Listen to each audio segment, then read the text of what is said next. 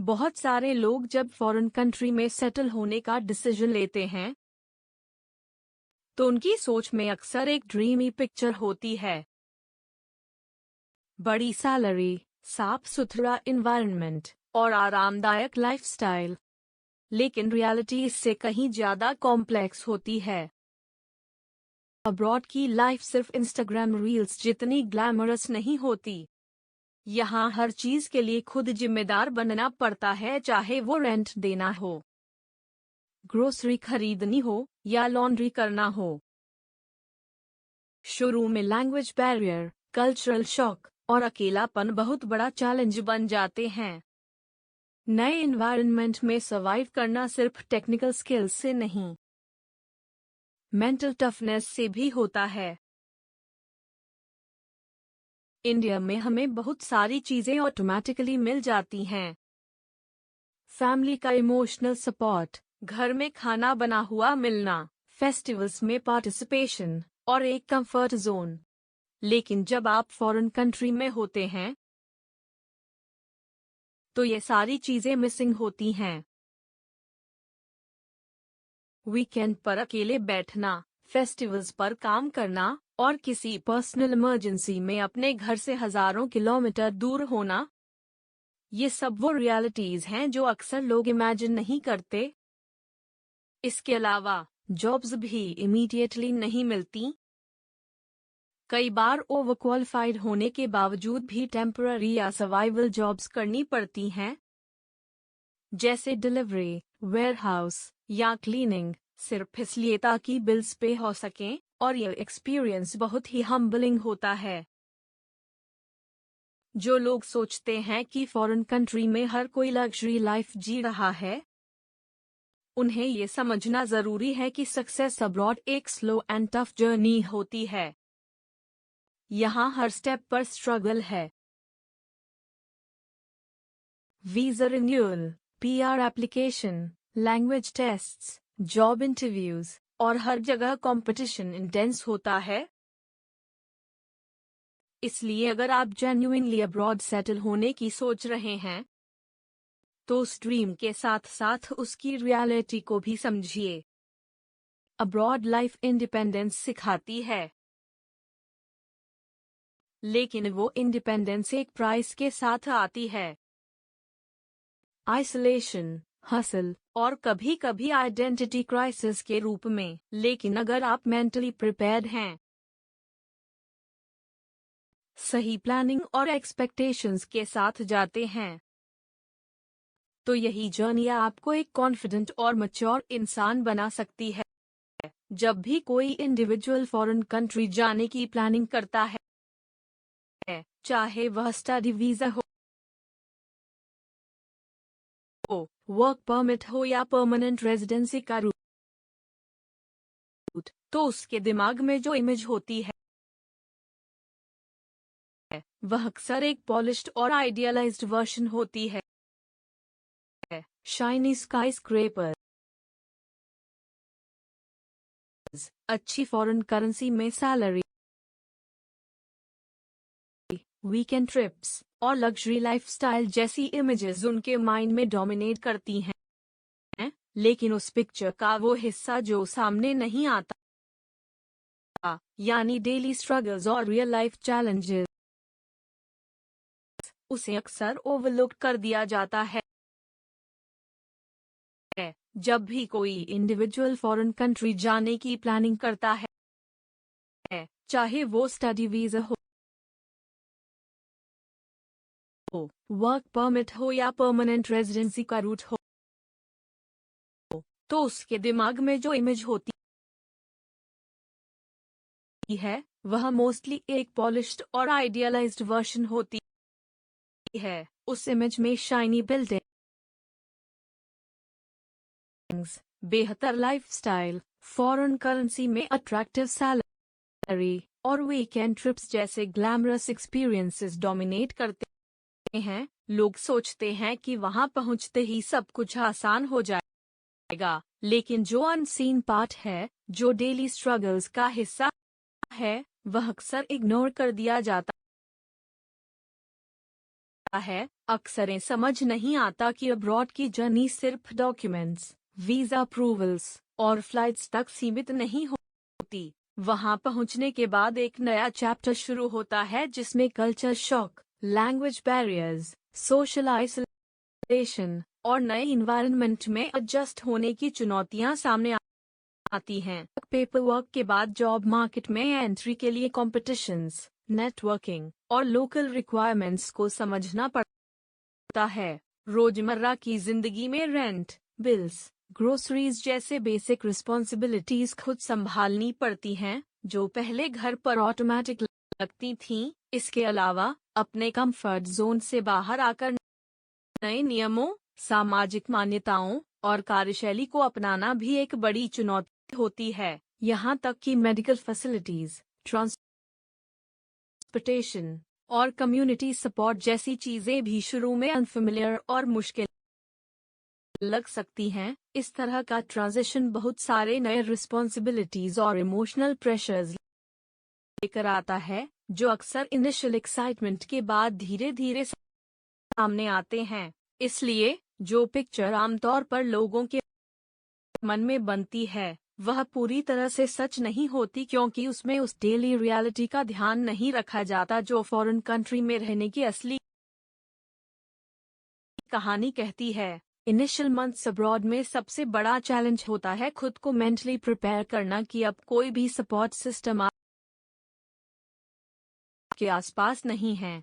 छोटे से छोटे काम जैसे कि इलेक्ट्रिसिटी बिल पे करना, डॉक्टर अपॉइंटमेंट बुक करना या ग्रोसरी शॉपिंग, ये सारी रिस्पॉन्सिबिलिटीज आपको खुद ही संभालनी पड़ती हैं। इंडिया में जो कंफर्ट और कन्वीनियंस हमें अपने घर और कम्युनिटी से मिलती है, वो अचानक से गायब हो जाती है। वहाँ कोई अंकल नहीं होता जो इमरजेंसी में आपकी मदद कर सके, कोई आंटी नहीं होती जो खाना बनाने में सपोर्ट करे, और कोई फ्रेंड नहीं होता जो बस 10 मिनट में आ जाए। इस नए इन्वायरमेंट में आपको हर चीज के लिए खुद इनिशिएटिव लेना पड़ता है, चाहे वह डेली चोर्स हो या पेपर वर्क। इनिशियल लोनलीनेस और आइसोलेशन का सामना करना पड़ता है, क्योंकि नए दोस्तों या रिश्तेदारों का एब्सेंस महसूस होता है। कल्चरल डिफरेंसेस और अनफेमिलियर सराउंडिंग्स भी आपको मेंटली और इमोशनली प्रभावित करते हैं। यह फेस काफी चैलेंजिंग होता है, क्योंकि सपोर्ट सिस्टम की कमी से आपको अपनी प्रॉब्लम्स खुद सॉल्व करनी पड़ती हैं और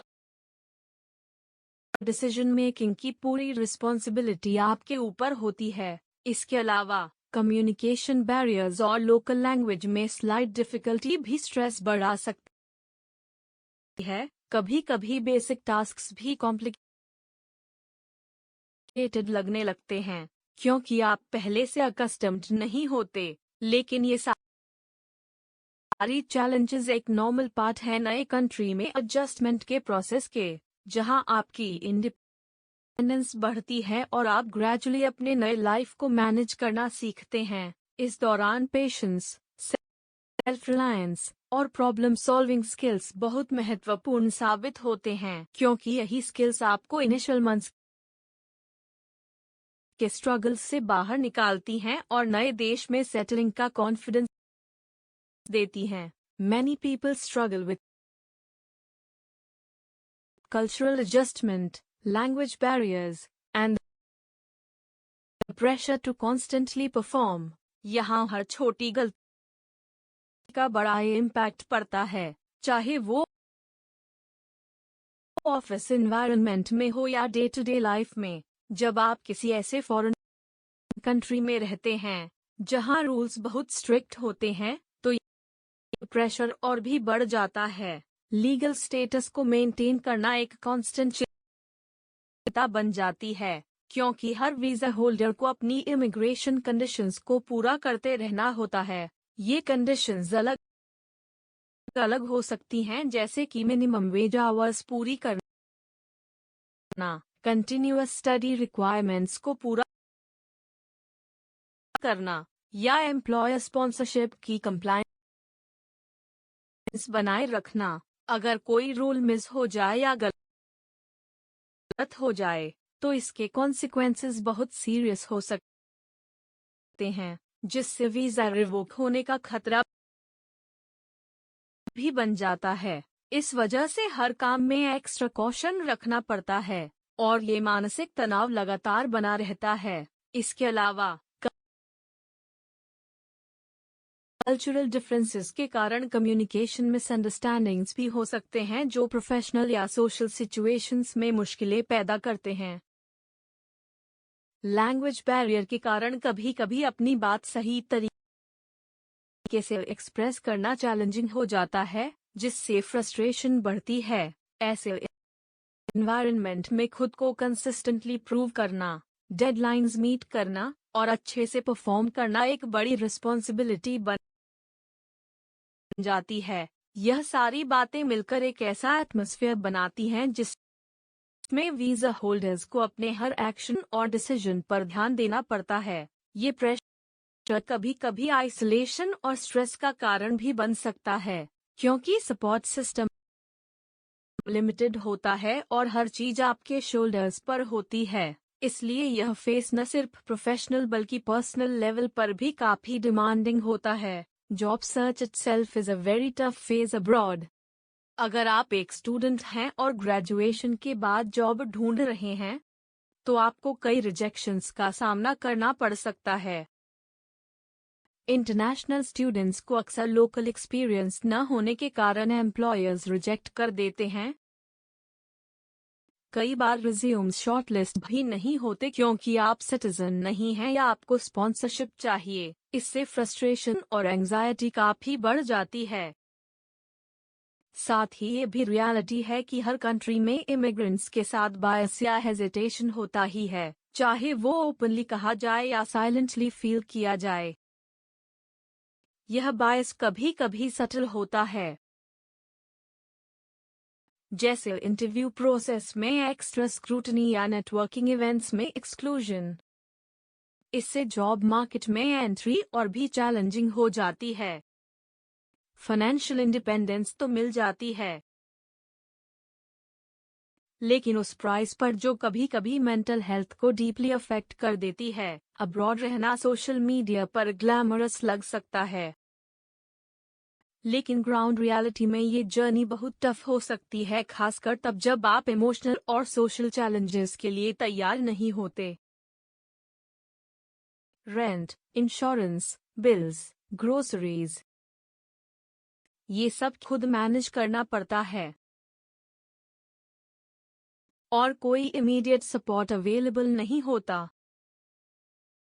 इंडियन कॉन्टेक्स्ट में जहां हम फैमिली ओरिएंटेड और सपोर्ट बेस्ड एनवायरनमेंट में पले बढ़े होते हैं, वहां अचानक सब कुछ अकेले मैनेज करना कई बार ओवरवेलमिंग हो जाता है। यह अकेलापन कंबाइंड विद फाइनेंशियल प्रेशर और कल्चरल एडजस्टमेंट कई बार लोनलीनेस और स्ट्रेस को ट्रिगर कर सकता है। इस फेज में सेल्फ केयर और मेंटल हेल्थ का ध्यान रखना बहुत जरूरी होता है, लेकिन अक्सर लोग इसे इग्नोर कर देते हैं। इसलिए जॉब सर्च का प्रेशर कंबाइंड विद सोशल और इमोशनल चैलेंजेस ओवरसीज लाइफ को काफी डिमांडिंग और मेंटली एग्जॉस्टिंग बना देता है। यह वो पार्ट है जो अक्सर लोगों को अनएक्सपेक्टेड तरीके से अफेक्ट करता है। सपोर्ट सिस्टम की कमी सिर्फ प्रैक्टिकल नहीं होती, बल्कि इमोशनल लेवल पर भी बहुत बड़ा इम्पैक्ट डालती है। फेस्टिवल्स जैसे दिवाली, होली, ईद जो इंडिया में बड़े धूमधाम से सेलिब्रेट होते हैं, फॉरेन कंट्रीज में अक्सर एक नॉर्मल वर्किंग डे की तरह होते हैं। वहाँ ये फेस्टिवल्स यूजुअली अपनी कल्चरल कम्युनिटी तक ही सीमित रह जाते हैं और बड़े पैमाने पर सेलिब्रेशन का मौका कम मिलता है। किसी दोस्त या परिवार के बिना सेलिब्रेट करना, अकेले घर पर बैठकर उस फेमिलियर एनवायरनमेंट और वार्मथ को मिस करना, ये सब चीजें दिल को बहुत तंग कर देती हैं और लोनलीनेस महसूस कराती हैं। इस तरह के सोशल आइसोलेशन का सीधा असर मेंटल हेल्थ पर पड़ता है। एंजाइटी, डिप्रेशन, ओवरथिंकिंग जैसी प्रॉब्लम्स स्पेशली यंग माइग्रेंट्स में बहुत कॉमन हो जाती हैं। नए कल्चर में एडजस्ट होना, लैंग्वेज बैरियर्स और सोशल सपोर्ट की कमी कंबाइंड होकर मेंटल स्ट्रेस को और बढ़ा देती हैं। काउंसलिंग सर्विसेज अब्रॉड अवेलेबल जरूर होती हैं, लेकिन मेंटल हेल्थ के बारे में ओपननेस और अवेयरनेस की जरूरत होती है, जो सभी माइग्रेंट्स में नहीं होती। इंडियन कम्युनिटी में मेंटल हेल्थ को लेकर स्टिग्मा अभी भी काफी स्ट्रॉन्ग है। कई लोग इमोशनल स्ट्रगल्स को एक्नॉलेज करने या प्रोफेशनल हेल्प लेने में हेजिटेट करते हैं क्योंकि वे इसे वीकनेस मानते हैं या कल्चरल नॉर्म्स के खिलाफ समझते हैं। यह हेजिटेशन उनकी वेलबींग को और प्रभावित करता है और प्रॉब्लम्स को और बढ़ा देता है। इसलिए इमोशनल सपोर्ट की कमी और mental health challenges foreign life का एक इम्पोर्टेंट और अक्सर ओवरलुक्ड एस्पेक्ट हैं। इन्हें समझना और इनके लिए प्रिपेयर्डनेस रखना इक्वली जरूरी होता है, ताकि स्ट्रेस और लोनलीनेस से बेहतर तरीके से निपटा जा सके। Workplace dynamics in foreign countries are quite different. जहां इंडिया में हम कैजुअली कॉलीग्स से बात कर लेते हैं, वहां प्रोफेशनल बाउंड्रीज बहुत ज्यादा स्ट्रिक्ट होती हैं। इंडिया में कॉलीग्स के साथ इनफॉर्मल और फ्रेंडली रिलेशंस जल्दी बन जाते हैं, लेकिन अब्रॉड में लोगों को दोस्ती बनाने में काफी टाइम लगता है। सोशल सर्कल बनाना एक लॉन्ग टर्म प्रोसेस होता है, जिसमें पेशेंस और कंसिस्टेंट एफर्ट की जरूरत होती है। ऐसे माहौल में आपकी कम्युनिकेशन स्किल्स, अडेप्टेबिलिटी और पेशेंस की रियल टेस्टिंग होती है। कई लोग मंथ्स या कभी कभी इवन ईयर्स तक सोशली आइसोलेटेड महसूस करते हैं, क्योंकि वहां कम्युनिटी बॉन्डिंग उतनी जल्दी नहीं होती जितनी इंडिया में होती है। फैमिली से दूर रहना भी एक मेजर इमोशनल चैलेंज होता है। पेरेंट्स की हेल्थ इश्यूज आए, फैमिली में कोई फंक्शन हो या कोई इमरजेंसी हो, उस वक्त आप फिजिकली प्रेजेंट नहीं हो पाते। यह दूरी अक्सर गिल्ट और हेल्पलेसनेस का कारण बनती है, जो लाइफ टाइम तक साथ रहती है। कई माइग्रेंट्स अपने पेरेंट्स के साथ उनके ओल्ड एज में क्वालिटी टाइम स्पेंड नहीं कर पाने की वजह से अंदर से टूट जाते हैं। यह गिल्ट उनकी मेंटल पीस को अफेक्ट करता है और कभी कभी डिप्रेशन का कारण भी बन जाता है। हेल्थ केयर सिस्टम भी एक अलग बड़ा चैलेंज होता है। फॉरेन कंट्रीज में, इंडिया में हम जब चाहे तुरंत डॉक्टर को कंसल्ट कर सकते हैं, लेकिन अब्रॉड में आपको अपॉइंटमेंट्स के लिए लंबा वेट करना पड़ता है। कभी कभी इमरजेंसी केसेस में भी आपको खुद को मैनेज करना होता है जब तक एम्बुलेंस या मेडिकल हेल्प पहुंचती है। इस अनसर्टेनिटी और हेल्पलेसनेस की वजह से कई बार पैनिक और स्ट्रेस की स्थिति बन जाती है, खासकर जब लैंग्वेज बैरियर हो या local health care system unfamiliar हो, तो यह और भी मुश्किल हो जाता है। सो नेक्स्ट टाइम जब कोई फॉरेन ड्रीम देखे, तो सिर्फ जॉब ऑफर, सैलरी या पीआर स्टेटस को मत देखिए। इसके साथ साथ ये भी सोचिए कि क्या आप मेंटली और इमोशनली रेडी हैं उस नए इन्वायरमेंट में अकेले खड़े होने के लिए। यही मैच्योरिटी होती है जो किसी भी इंटरनेशनल माइग्रेंट के लिए सबसे बड़ा एसेट बनती है। ओवरसीज सक्सेस सिर्फ आपकी क्वालिफिकेशन,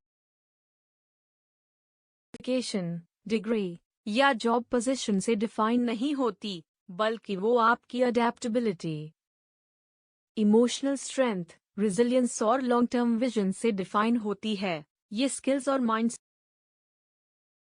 सेट ही आपको किसी भी फॉरेन कंट्री में सर्वाइव और थ्राइव करने में मदद करते हैं। तो अगर आप सच में अब्रॉड सेटल होने का सपना देख रहे हैं, तो खुद से ये सवाल जरूर पूछिए, क्या मैं उन स्ट्रगल्स के लिए प्रिपेयर्ड हूँ जो सरफेस पर नहीं दिखते लेकिन मेरी डेली लाइफ को क्वाइटली और डीपली इन्फ्लुएंस करते हैं।